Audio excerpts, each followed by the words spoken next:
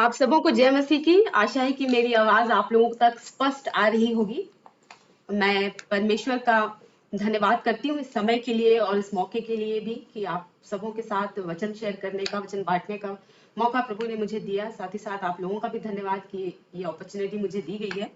और ये समय, कुछ समय हम जो है प्रभु के वचन में से सीखने समझने की कोशिश करेंगे। आइए छोटी सी दुआ करें और आज के वचन की ओर हम बढ़ेंगे। प्रभु जी, आपका धन्यवाद करते हैं इस शाम के लिए और इस संगति के लिए, इस समय के लिए प्रभु कि आपने हमें मौका दिया है कि हम आपके वचन से सीख सके, पारिवारिक रूप में हो करके पिता परमेश्वर आपके चरणों में आए और आप में एक साथ बढ़ने वाले हो सके। प्रभु जी, हम आपका धन्यवाद करते हैं इस समय। प्रभु जी, विशेष आपसे विनती है कि वचन का वचन जब शेयर किया जाता है, बांटा जाता है प्रभु, तो अपनी बुद्धि और अपनी आत्मा से हम सबों को परिपूर्ण करें प्रभु।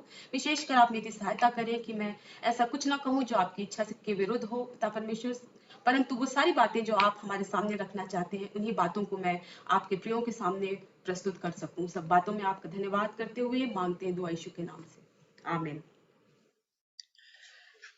आज का जो वचन हमारे लिए रखा गया है, जैसा कि चाची ने पढ़ा है, लूक की किताब में है 12 अध्याय। और ये जो दृष्टांत है, मैं समझती हूँ कि आप सभी उससे भली भांति परिचित होंगे। कई बार आप लोगों ने पढ़ा होगा और शायद कई बार सरमन भी सुना होगा। ये घटना जो है वो लूक की किताब में वर्णित है। ये दृष्टांत जो है लूक की किताब में बताया गया है। और हम जानते हैं कि लूक जो था वो पेशे से डॉक्टर था और कई ऐसी बातें हैं, कई ऐसे दृष्टांत घटनाएं हैं जो केवल लूक की किताब में ही कही गई है और अन्य गॉस्पल, जो अन्य सुसमाचार है, उनमें इस बात का वर्णन नहीं मिलता।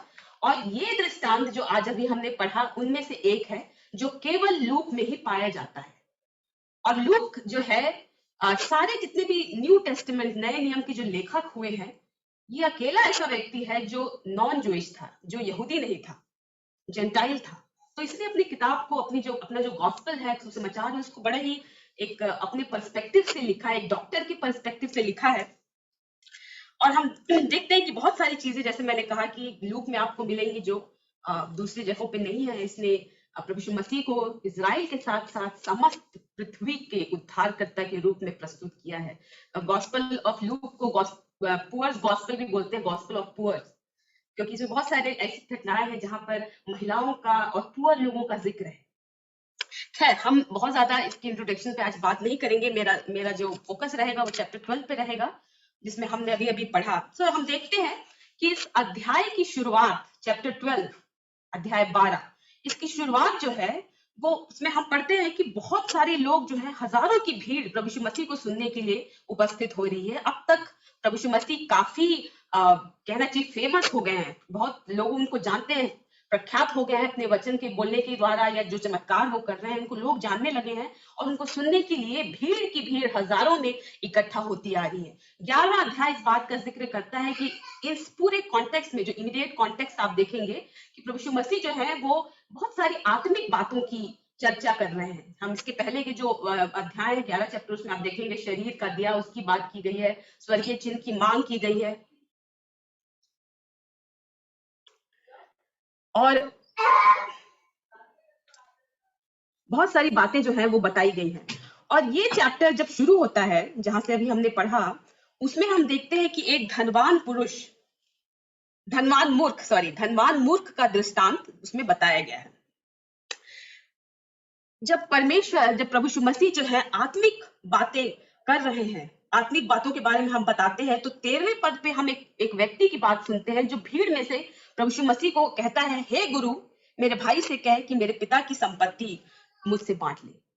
अब ये कोई अनकॉमन बात नहीं है, ये बहुत ही कॉमन है कि लोग उन दिनों में रब्बियों के पास अपने जो डिस्प्यूट्स होते थे, अपने कुछ अनसेटल्ड मैटर्स होते थे, उनको लेकर जाया करते थे रब्बियों के पास। तो ये कोई नई बात नहीं है कि यीशु जो एक रब्बी के रूप में देखा जा रहा था उनको, वो व्यक्ति जो है यीशु के पास आता है और कहता है कि मेरे भाई से कह कि मेरी जो अपनी जो सारी संपत्ति है मुझसे बांट ले। पर प्रभु यीशु मसीह ने जिस तरीके से जवाब दिया उस व्यक्ति को और वहां खड़े और लोगों को, वो इस बात को स्पष्ट करता है कि मैं संसार या संसारिक धन का बांटने वाला या भौतिक वस्तुओं का बांटने वाला नहीं हूं। किसने मुझे तुम्हारा न्यायी या बांटने वाला ठहराया? उसने इस बात को स्पष्ट किया कि उसका ध्येय, उसका जो फोकस है, वो संसार या संसार की वस्तु नहीं है। मैं ये काम करने नहीं आया हूँ। वो हमेशा स्वर्गीय बातें या आत्मिक बातों पर, जो प्रभु की जो विरासत है, जो स्वर्ग की विरासत है, वो उसकी चर्चा, वो उसकी बात करने आया था। और हमारे साथ वो इस बात को शेयर करने के लिए तैयार है, but not the worldly, you know the prosperity और धन और संपत्ति, नॉट दैट। ऑल्सो मैं नोटिस कर रही थी कि ये व्यक्ति जो है, जो इसका नाम नहीं दिया गया, पर ये भीड़ में से अचानक चिल्ला पड़ता है कि मेरे भाई से क्या है संपत्ति बांटने के लिए। इस बात को उजागर करता है कि he was not standing there to listen from the Lord. वो वहां पर इसलिए नहीं गया था कि वो परमेश्वर से आत्मिक बातों की चर्चा करे या आत्मिक ज्ञान ले, पर वो इस बात की राह देख रहा था, इस बात का वेट कर रहा था कि कब उसको मौका मिले और वो यीशु मसीह जो है, यीशु मसीह से ये कहे कि मेरे भाई की संपत्ति को मुझसे बांटने के लिए कहे। उसका जो पूरा ध्यान था वो संसारिक धन की तरफ था, ना कि आत्मिक बातों की ओर, जिसकी शिक्षा प्रभु यीशु मसीह दे रहे हैं। वो वहां अपने व्यक्तिगत लाभ के लिए गया था। My dear family, I want to remind all of us today very humbly that परमेश्वर को आपकी चिंता है। उसको मालूम है कि आपको धन की आवश्यकता है, उसको मालूम है कि आपको भोजन की आवश्यकता है, उसको मालूम है कि हमें कपड़ा और जो भी चाहिए संसार में रहने की, उसको मालूम है कि we need that।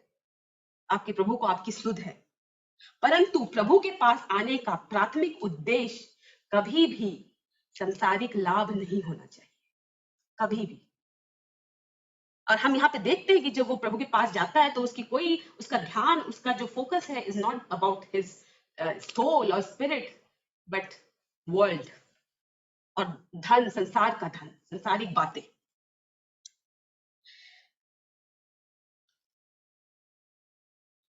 प्रभु यीशु मसीह संसार में धन के बांटने वाले नहीं है, भौतिक वस्तुओं के बांटने वाले नहीं है, और इस बात को बहुत स्पष्ट करते हैं। और जब उन्होंने इस बात को देखा उस व्यक्ति के, उस लड़के के जीवन में कि वो कैसे धन की बात करता है उतावलेपन में, तो प्रभु यीशु मसीह उसके लोभ को, जो उसके अंदर है धन को लेकर, उसको भांप जाते हैं।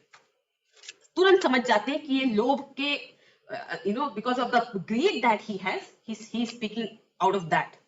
वो समझ जाते हैं। और जैसा कि हर बार उनका स्टाइल है कि वो हमेशा पैराबल के थ्रू शिक्षा देते आए हैं, तो उन्होंने तुरंत इसके बाद तुरंत एक पैराबल को बताया, एक दृष्टांत को बताते हुए एक बहुत ही टाइमलेस ट्रुथ प्रस्तुत कर रहे हैं। और लिखा है, हर प्रकार के लोभ से अपने आप को बचाए रखो, क्योंकि किसी का जीवन उसकी संपत्ति की बहुतायत से नहीं होता।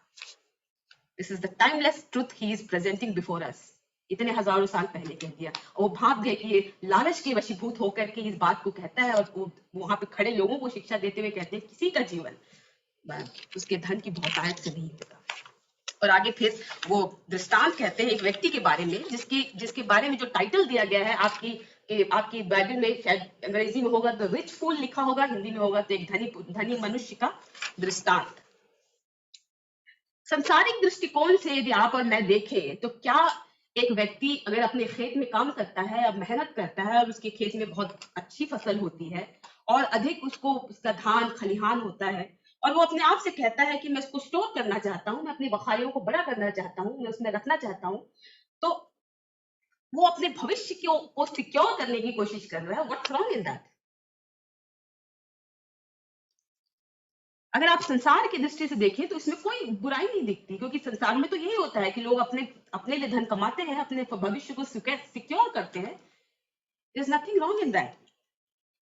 I want to share a few thoughts here today कि क्यों स्वर्ग में परमेश्वर उसको जब देखता है तो उसको धनी तो कहता है, परंतु मूर्ख भी कहता है। क्यों ये व्यक्ति, शायद संसार की दृष्टि में तो इसे मूर्ख ना कहा जाएगा, परंतु क्यों परमेश्वर इसको ऊपर से देख के कहते हैं कि ये देखो ये धनी मूर्ख है। पहली चीज जो हम देखते हैं कि वो बहुत ही कहना चाहिए, he did not see beyond himself। पहली चीज, अपने आप से बढ़कर उसको कोई चीज दिखाई नहीं देती। अगर आप यहाँ पर, जैसे कि अभी चाची ने पढ़ा, तो यहाँ पर 17वें वचन में आप पढ़ेंगे तो उसमें मैं, मेरा, मेरी, अपना, इसके इतने ज्यादा ये बातें आई हैं। मैं क्या करूं क्योंकि मेरे यहाँ जगह नहीं, मैं, और उसने कहा मैं ये करूंगा कि मैं अपनी बखारियां बढ़ाकर उनसे बड़ी बनवाऊंगा और अपना सब अन्न संपत्ति उसमें रखूंगा और अपने प्राण से कहूंगा। The whole focus is about himself।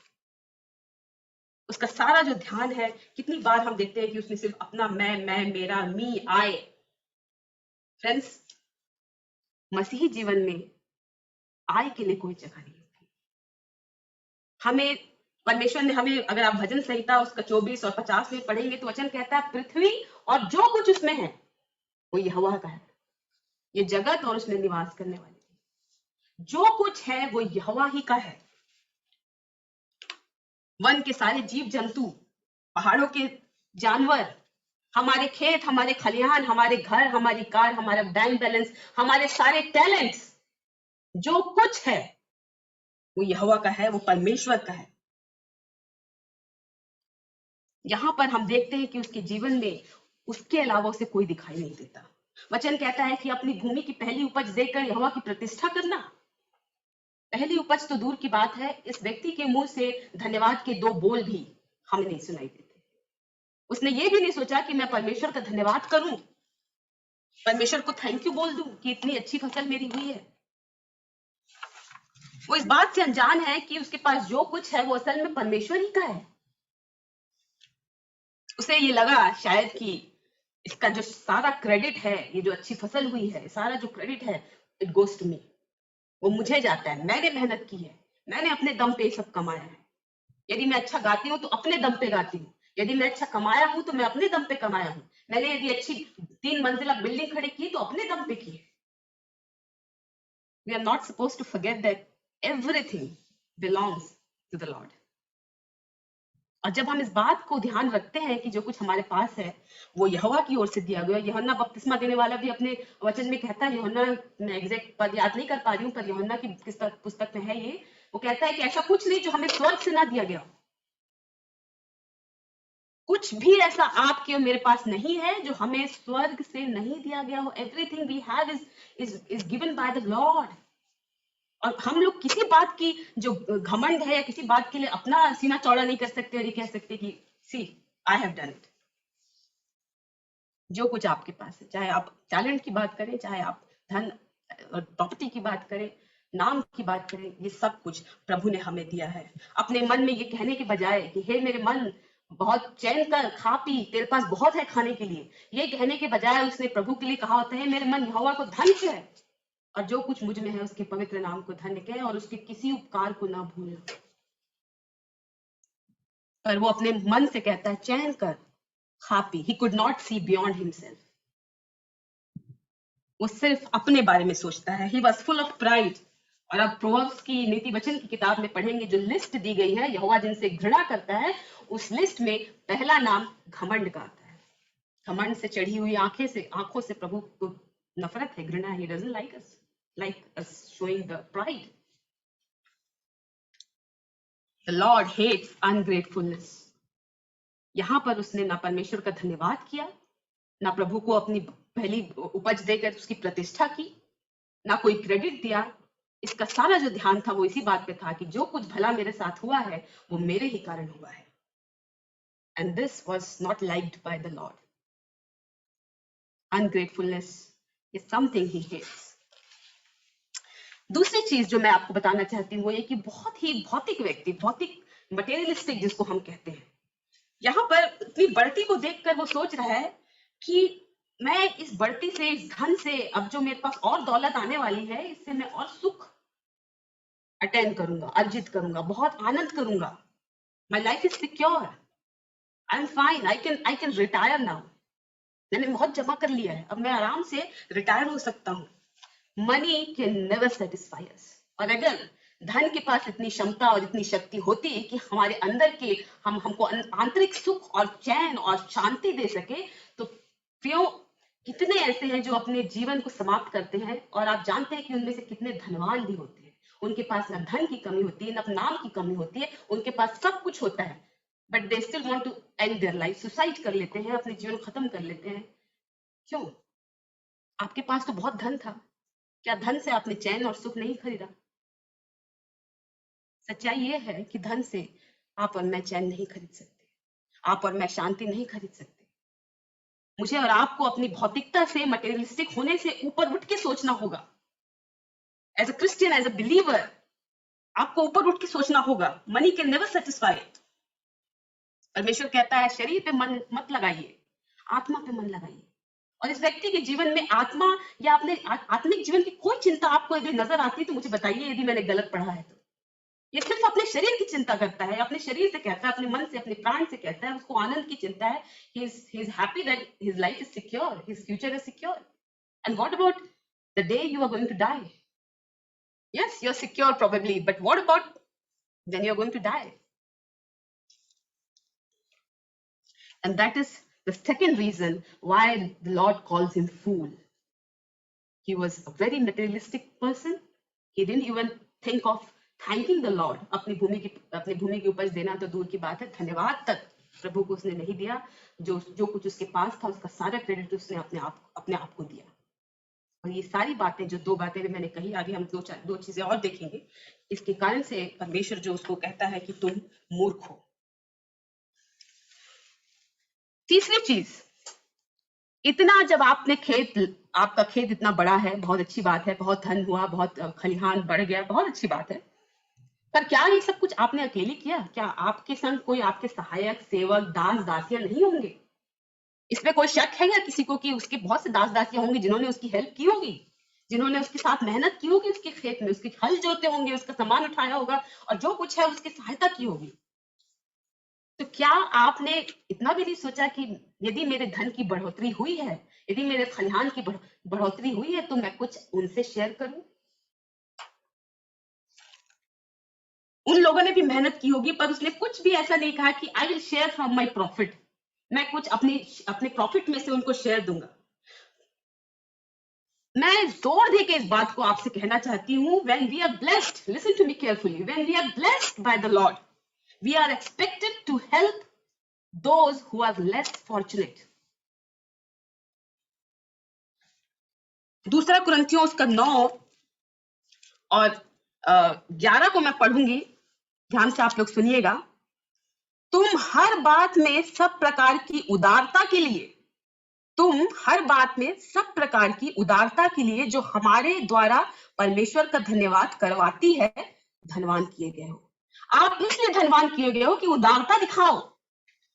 पौलुस का कथन नहीं है, प्रभु ने हमें इसलिए दिया है कि हम लोगों के प्रति अपनी उदारता को प्रकट करें। Giving is a divine gift, divine trade. देना जो है वो ईश्वरीय गुण है। प्रभु यीशु मसीह ने हमें, परमेश्वर ने हमें देना सिखाया क्योंकि उसका गुण है।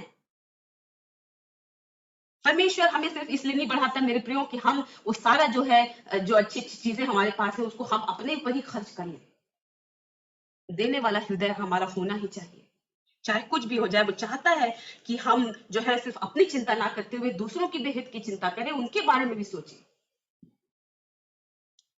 बाइबल भरी हुई है ऐसे वचनों से जहां पर हमें शेयरिंग की बात कही गई है, जहां पे हमें देने की बात की गई है, जरूरतमंदों की सुधि लेने की बात की गई है। ओल्ड टेस्टामेंट में आप खोल के देखिए, कई बार परमेश्वर यहोवा जो है वो इजराइल के लोगों से नाराज हो गए और कहते हैं कि तुमने विधवाओं की सुधि नहीं ली, तुमने अनाथों की सुधि नहीं ली।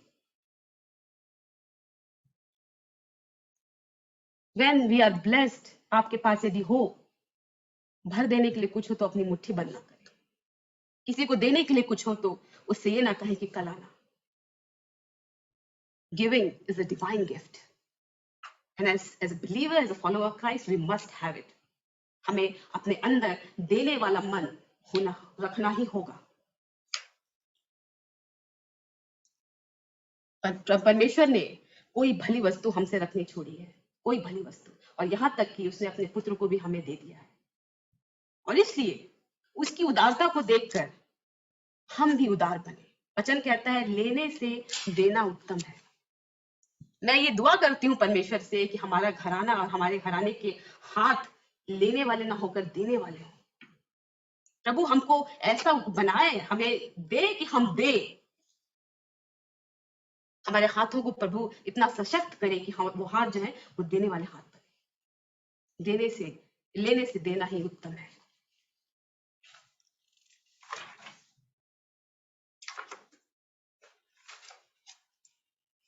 चौथी चीज जो मैं आप लोगों के सामने शेयर करना चाहती हूँ कि तीन चीज हमने ऑलरेडी देख ली कि वो ही वॉज वेरी मटेरियलिस्टिक, भौतिक व्यक्ति था। प्रभु को धन्यवाद तक उसने नहीं दिया, उसने अपने लोगों से शेयर नहीं किया, जबकि शेयर करना हमको सिखाया गया है।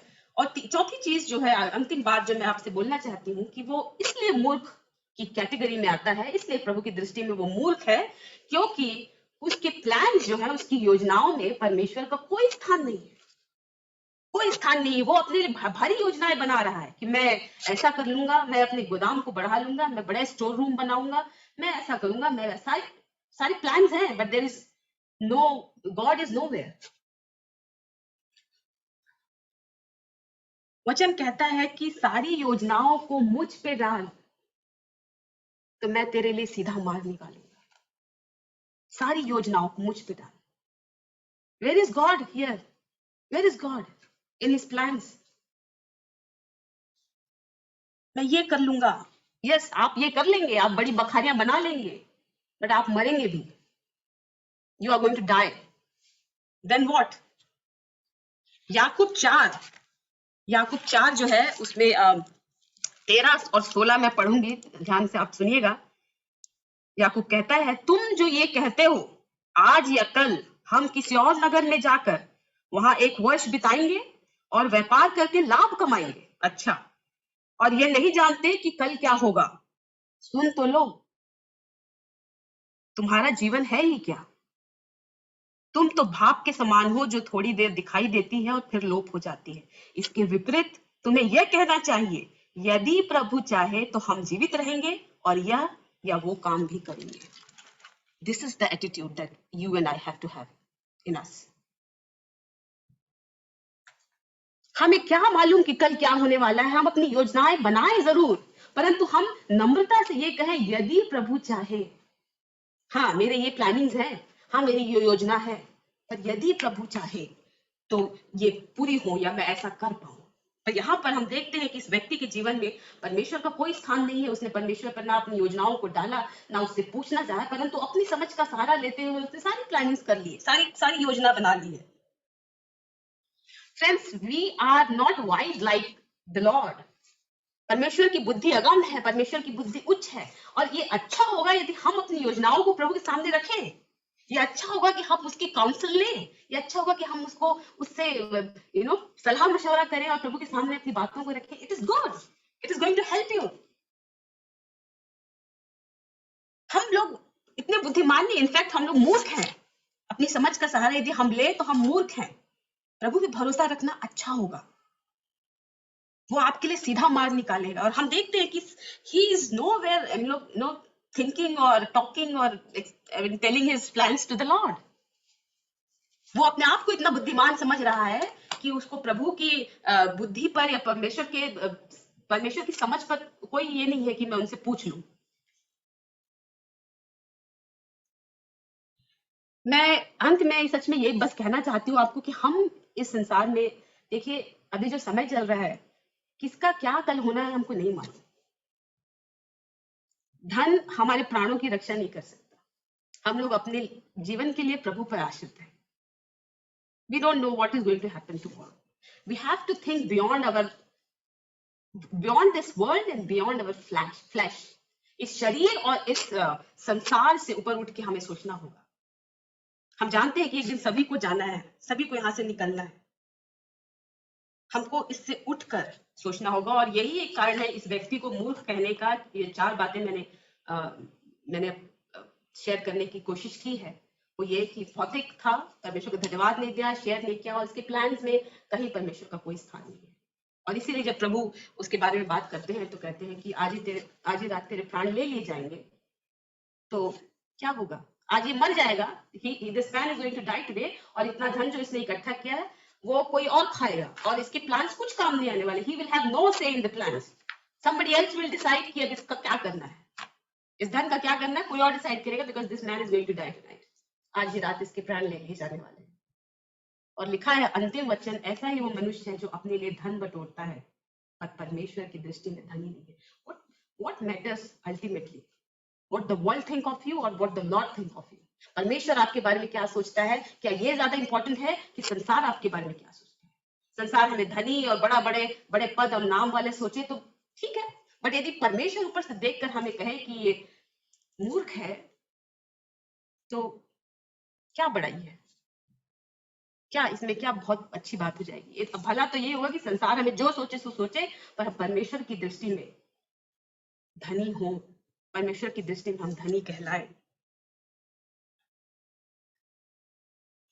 मैं प्रार्थना करती हूँ प्रभु से आज की शाम की, प्रभु हम सब की सहायता करे कि हम अपनी बढ़ती में परमेश्वर का स्मरण करें। अपने जब हम फॉर्चुनेट हैं, हमको मिला है, तो हम अपनी मुट्ठी ना बंद करें और दूसरों की सहायता, मदद और देने वाला मन रखें। और जिस प्रकार से परमेश्वर ने आज हमें इस धनी मनुष्य के दृष्टांत से सिखाया है कि वर्ल्डली पोजीशन जो है, प्रॉपर्टीज जो है, सब कुछ अच्छा है, प्रभु आपके खिलाफ नहीं है आपके धनी होने के, परंतु इन बातों को भाई हम स्मरण रखें कि हम केवल अपने लिए ना जिए, केवल अपने लिए ना जिए, परंतु हम दूसरों के लिए भी जिए, उनके लिए भी करें। हम में से कोई इन चीजों को लेके नहीं जाएगा। यदि कुछ रह जाएगा तो वो भला नाम ही रह जाएगा, जो अपन में शायद कमा ले, और अंतिम में जो प्रभु हमारी ओर देख के सोचता है। मैं तो बस यही दुआ करती हूँ कि जब मैं ऊपर पहुंचूं तो प्रभु की दृष्टि में धनी रहूं, और मेरा धन मैं वहां इकट्ठा करूं जहां पे जिसको कभी छोड़ने की जरूरत नहीं। यहाँ तो जो भी धन हमारे पास है, we have to live one day. प्रभु आप सबों की सहायता करें और हमें बुद्धि और ज्ञान और अपने अनुग्रह में इस बात को समझने की मदद करें कि हम अपने संसार में रहते हुए संसार के ना हो जाए, परंतु अपना जो ध्यान है वो अपनी आत्मा की ओर पहले लगाए। सबों को प्रभु आशीष दे। आइए प्रार्थना करेंगे। धन्यवाद प्रभु आपके सुंदर वचन के लिए, जो कुछ आज हमने सीखा है, हम विश्वास करते हैं और आशा करते हैं और विनती करते हैं प्रभु कि ये वचन हमारे जीवनों में 100 गुना फल लाए। सभी सुनने वाले कान जो आज यहाँ उपस्थित हैं और जितनों ने पिता परमेश्वर आज सुना है, वो आपके द्वारा आशीषित हो, आपके वचन के द्वारा आशीषित हो, और हम प्रभु इस वचन को केवल सुनने वाले नहीं परंतु इस पर चलने वाले बने। सभी लोगों को आपके हाथ में देते हुए, सब बातों के लिए आपका धन्यवाद करते हुए मांगती हूँ दुआ यीशु के नाम से, आमीन।